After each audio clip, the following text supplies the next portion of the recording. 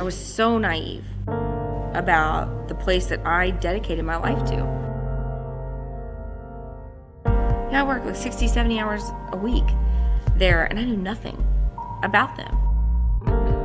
I knew only what they had told me. I would have never thought I myself would have had 2 abortions. I would have never thought I would have worked at a Planned Parenthood, but that was my life.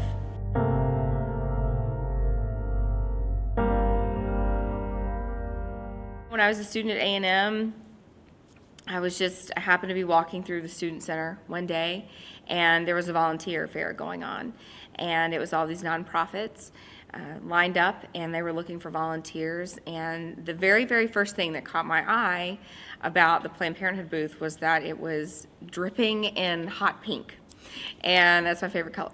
And so it was just immediately caught my attention, and I walked over to the booth, and the lady started talking to me, and that's why she was there. And she started asking me what I knew about Planned Parenthood, and I honestly knew nothing about Planned Parenthood because I didn't grow up around an abortion clinic. I didn't grow up around a Planned Parenthood, and abortion wasn't something that we sat around and talked about, around the dinner table. And so she started telling me that Planned Parenthood's goal was to make abortion rare and to prevent the need for abortion. And, without legal abortion, women would be dying on the streets from these back alley abortions. And I thought, that sounded terrible. And I tell people I guess I had sucker written across my forehead, and because I didn't know either side of the argument very well, I was very easily swayed into their side.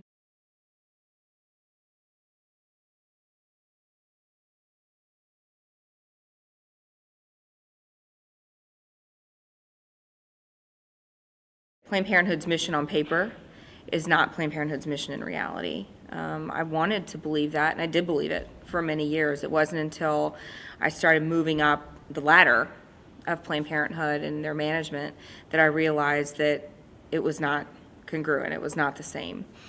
I realized that Planned Parenthood's motive, the primary motive was financial.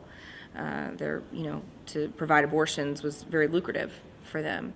I was asked to assist in an ultrasound-guided abortion procedure, which is a very rare procedure in a Planned Parenthood clinic, an abortion clinic in general. Planned Parenthood ultrasound-guided abortions, it's not a standard protocol type of procedure, but we had a visiting physician in that day, and that's the type of procedure he wanted to perform, kind of as a learning experience, using it as a teaching tool.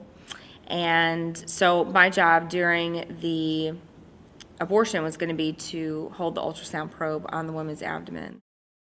I was shocked by what I saw because I saw this 13-week-old baby in the womb fighting to get away from the from the abortion probe, the cannula. And I saw it trying to flee from these abortion instruments and trying to move to the other side of its mother's uterus. And that was shocking to me, because I had believed for 8 years that, Planned Parenthood's statement was that the fetus had no sensory development until 28 weeks. And I had believed that. I needed to believe that. And so I believed that to be true. I had told thousands of women that statement over and over again when they had asked me, will my baby feel this? I felt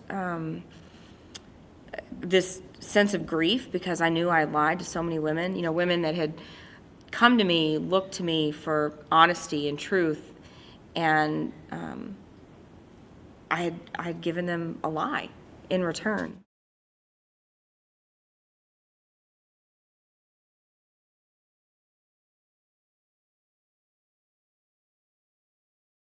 Women are dying from abortion. Women are being hurt physically and emotionally from abortion right now. And besides that, every time an abortion is performed, a child is dying.